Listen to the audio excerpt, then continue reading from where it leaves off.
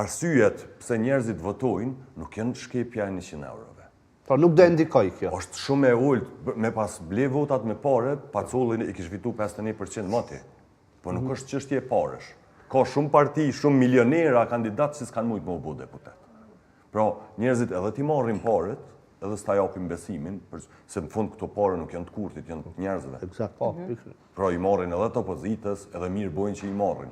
Unë që i kësha aftu qytetarët është, le i marrin këto pare, votën mos t'ja uqesin. Le votojnë ato që e njën që i përfatësën mas miri, e na këtu jemi të garu si PSD për opozit, edhe me që me qëtë opozitën e qëty në statusave pa lidhje, Kurti e ka autostradë pushtetin. Ka me vazhdu me majtë pushtetin si mungesën një alternative serioze. E unë ju këmë bo ftesë dhe ju bëj edhe prej këtu, këti pushteti i duhet opozit. E për opozit, për një me, e keni Partinë Social-Demokrate. E përmendi dhe profesori fushatën dhe dua që tani të koncentrohemi pak më shumë tek fushata edhe e partive opozitare, përfshirë këto edhe fushatën e PSD-s. Si po e sheh, profesor? Sepse e përmendet edhe ju dhe thatë se do të shohim se çfarë do të ofrojnë, megjithatë ajo duket sikur ka nisur, po ka bashkëbisedime me qytetarët, takime të shumta, tubime që po mbahen, megjithatë çfarë po ofrohet. Me përjashtim të fushatës Partisë Social-Demokrate, fushatët e partive tjera opozitare janë shumë të vakta, janë shumë pa përmbajtje.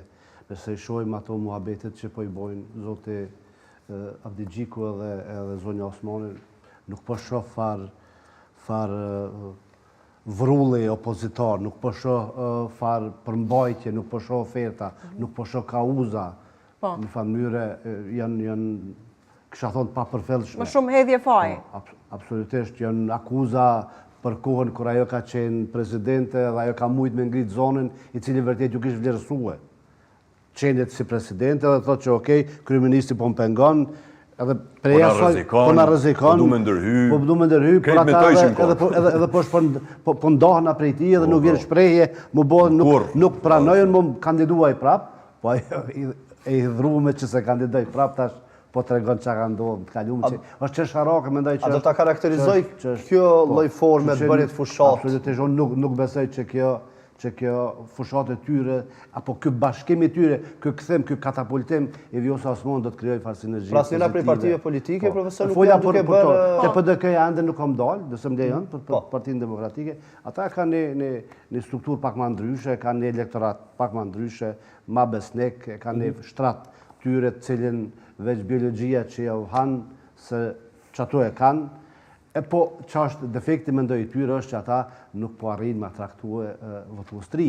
Dhe kjo është domosdoshme, sepse na e dim që në tregun elektoral kosovar... Megjithatë përpjekje po bëjmë, profesor, me videot në TikTok, përpjekje po bëjmë për të marrë votues të ri, po themi gjeneratën... Nuk menaj që munën me kauza, me Sami Lushtakun, me atraktue votues të ri, nuk menaj.